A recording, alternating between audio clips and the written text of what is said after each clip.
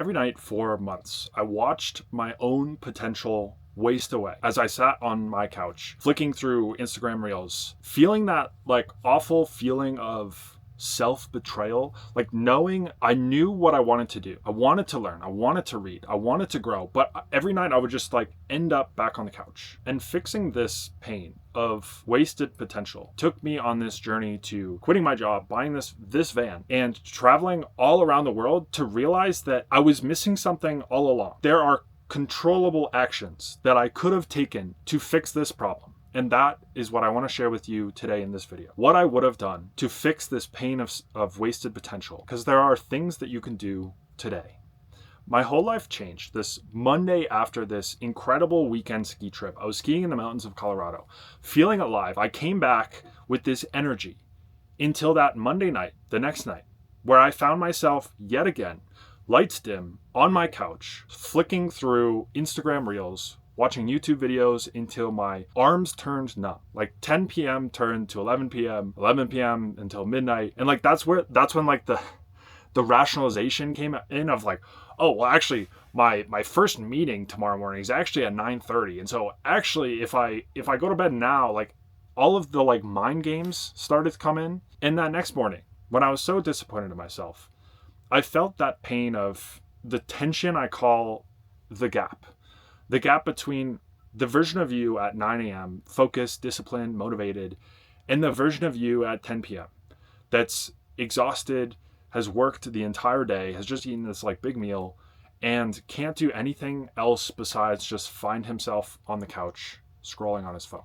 What made all of this worse is that like I'm not stupid. Like I knew what I wanted to do, I knew what I needed to do, but it was like this uphill battle, battling my own body. I just couldn't do it. And when I look back at this moment, I realized like every variable in my environment was working against me. And like I wish I could have told that version of myself and like shown him what he could have controlled in that situation. Because what I ended up doing was getting to this point of wanting to make such a drastic change, like quit my job, started traveling, bought this van. Like when I look back at that version of myself and think about this problem of scrolling after dinner, what I was really doing by making this like big drastic life change was I was just avoiding actually addressing the root of the problem and using the tools that I could have used during that circumstance. One of the biggest problems I made during this time was not seeing my life for what it was, that there were two different versions of myself. I thought there was just me. And so with that frame and what I see on social media and what I hear from people that I work with is this tendency to use discipline and willpower to fix these problems.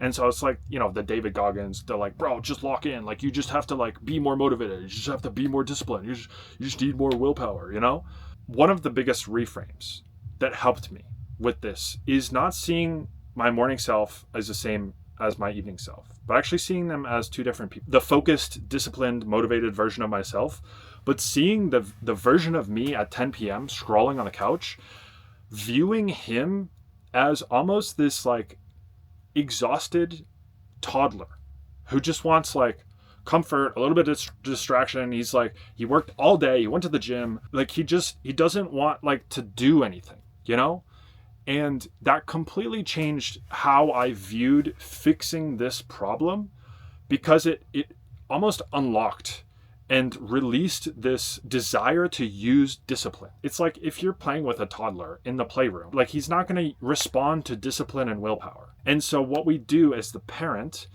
in that situation, as the adult, we change the environment. We set up guardrails to support that version of that toddler, essentially. And so when I talk to clients, potential clients, people I work with, and I ask them like, oh, well, what do you think you could do to solve this? Like usually one of the first things that comes up is, well, like I think I just need more willpower in the evening. And it's not until like I ask further questions that the actually like good answers start to come up. And so if I could transport one idea to you right here, the big idea is please stop trying to use discipline and willpower to fix the evening version of yourself. You don't need more discipline. You don't need more willpower. Like, you don't need to use the mind in the moment. And you also don't need this like big snap, this big flip the switch, this like quit the job, like move to Europe, move to Bali. Like, you can do and start today if you start simply. And so if we start to reverse engineer this and break this down as a like systems high performer thinker, there are two things I want you to think about when you think about your day and fixing this problem. There's winning the morning, starting the morning with momentum, with enjoyment, something that gets you out of bed and into just movement, physical movement, something out of the house. And the second thing is removing options, decisions, and changing the environment around your evening self. And so if I can really get you to think about this version of yourself at 10 p.m. as this toddler, it completely reframes everything to what can I change about my environment? How can I support and add guardrails, take away time, take away decisions, take away options from that version of myself that is causing the pain of that wasted potential? Who out of your two selves, the morning or the evening self, is making the most progress towards your goal? And which version of yourself is holding you back the most? Okay, so why don't we give more options, more opportunity, more decisions, more time to the one that's moving us towards our goals, and remove all of that from the one that's holding us back from our goals. So, can we start the day with momentum? Some event, some getting out of the house, some enjoyable experience that gets us excited to wake up and do something that's not sit on the couch. And then can we change our evening environment, whether that be physical, mental, or the body, we'll get into that next. Change the environment, support that version of ourselves in some way so that it's actually easy and simple and obvious for us to do the things that we want to do, and hard and difficult for us to do the scrolling. So that's one section.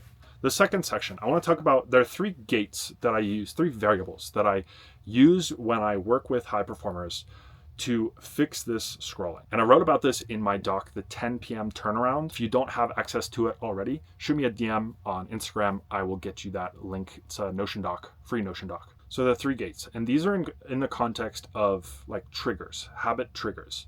And the three gates are the physical, the mental, and the body. So if we go through each of these, in our physical world, the question is, what physical objects are triggering this behavior, this late night scrolling, the doom scrolling? Usually what it is the phone and the couch or the bed.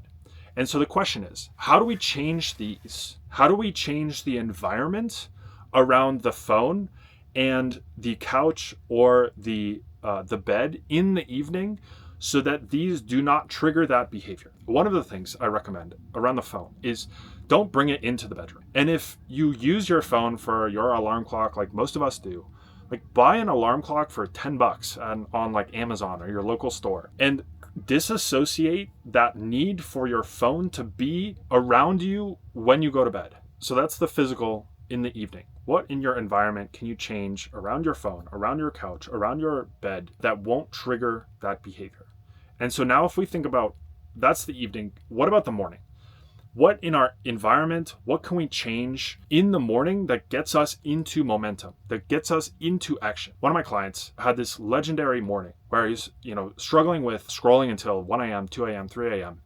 But one of these days, he woke up out of bed, 8 a.m., out of the house, 8:30. Like it was insane, the flip in energy that he had, because he was going to a networking event, business networking event that he valued and wanted to be at. And that external accountability, that social event, that event out of the house was just enough of a pressure to get him out of the house and into action, into momentum. And so if we think about what can you change in your physical environment in the morning that gets you out of the house, whether that's go on a walk, go to a coffee shop, go to a library, go for a run, go for a workout, find a social club, something that gets you from waking up going, shit, like I need to go because X. What is X? What is that thing that will get you out of the bed? Okay, that's the physical. The next is the mental. When we think about mental triggers, think back to a moment yesterday, today, last week. Think about mentally what was happening that got you into that, I just want to open my phone and like sit on the couch and scroll. What was present in your mind at that state? Usually what I hear from people is it's this feeling of like this agitation, this feeling of like the day is not done yet. Like I'm not ready to go to bed yet. And so when we think about the mental trigger in this situation, how can we flip this trigger to where we feel like we are complete? We feel like our brain is not mentally agitated. What we can do in those circumstances is journaling, walking, meditation. And so what I would recommend for you is pick one and try it. Try it for a couple days and see what changes it actually makes in your routine, in your mental state. But something that focuses on reducing the mental agitation and taking the day from this like, there's something more to I feel good, I feel complete. So that's the evening. In the morning and throughout the day, what we can do to make our days feel more complete is to do what we say we're going to do. I talk about this a lot in my reels. If you're struggling with doing big tasks or doing things off of your to-do list, usually if we keep pushing something off, what really happens is we're starting to degrade the trust in our own word. That we say we want to do something and then we don't do it. If that happens enough times, there becomes this disconnect. And so the way we fix this is not by just like being more productive, like getting everything done on our big to-do list. It's by rebuilding this self-image, rebuilding this self-trust that, okay, today I'm gonna do this. I'm gonna pick up the socks off of my floor. I'm just gonna like pick up the laundry. I'm not gonna clean my entire room, but I'm gonna start with something simple and do it. And so get to this state at the end of the day where you have a to-do list of actions, doesn't matter how big they are, of actions that are complete. And when we get to that point, we can feel that satisfaction of having a completed to-do list. We said we were going to do all of these things and we did them. That will help with this feeling of like, there's just something more today. Like it doesn't feel complete yet. The last one, talking about the body and the body triggers.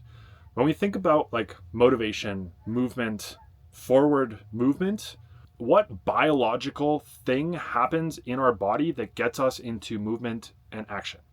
Dopamine, right? And so if we can get and find something that produces dopamine in our brain that doesn't direct us towards scrolling and stimulation, but directs us towards something enjoyable that we actually want to do. The only way that I got out of my apartment in the morning and actually started to be more productive was get out of my apartment in the morning and into a coffee shop.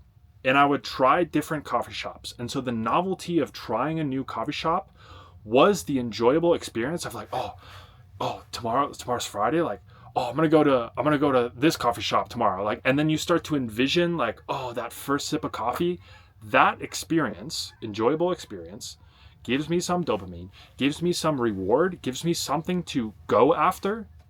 And so now I can use that in the evening when I'm scrolling, when I'm on the couch, when I'm done with dinner, when I'm feeling like, this day's not complete. I have something to look forward to in the morning. A workout, a coffee shop, going somewhere new, some kind of novelty. And then when we get to that morning, this comes back to that physical environment change, we can get out of the bed and out of the house, which gets us into action and momentum because we are going towards something. I can't tell you the number of times I woke up, went for my little walk around the block, came back and had nothing to do until work started. And so I would just come back and be like, well, I have an hour to kill. And so I can't really do that much. So I guess I might as well just like scroll on my phone. As soon as I started to move my bedtime up and gave me more space in that morning, I was like, I'm going to go to a coffee shop. Like I got 2.5 hours, 2 hours until work starts. Like, oh my God, that like lift in energy is exactly what I needed to get out of the house and into action, into momentum. So to wrap this video up, we've talked about 2 ways you can think about your day and controllable levers that you can use in your day, changing your morning and removing control and removing decisions from your evening self. And then we've got into 3 gates: the physical, the mental, and the body. Triggers that start this behavior and what we can actually, ideas for what we can actually do to either change our environment or change our life in some way that allows us to finish the day going to bed excited for something in the morning and gets us into more that momentum the next morning. And so if I could get across one thing to you, please stop trying to use discipline and willpower to fix your evening version of yourself. And know that you don't need some flip the switch, move to Bali, move to Europe, like quitting your job moment for you to start. You can start today if you start simply and easily, and you change the environment, viewing these versions of yourselves as different people. So I hope this helps you. And if you do make a change, which I hope you do, something from this video, start with just one or 2 things. Know that it is completely normal that by the 3rd day, you will start to slip on that habit. Like you feel motivated now, you feel excited, and by the 3rd day, that excitement will diminish. And you will start to slip on your old habits. That is normal. And that is exactly what I help people with, help my clients with. I have a specific way that I help my clients get over that slippage on the 3rd day. And so if this is something that you want one-on-one help with, personalized accountability systems from me, shoot me a DM on Instagram and we can chat. Just remember, if you're feeling that pain of wasted potential that I did, sitting on the couch, flicking through Instagram reels, know that you can start today. You can fix this pain today, and you don't need some big event, some big life change for you to start. I believe in you. That's it. Catch you in the next one.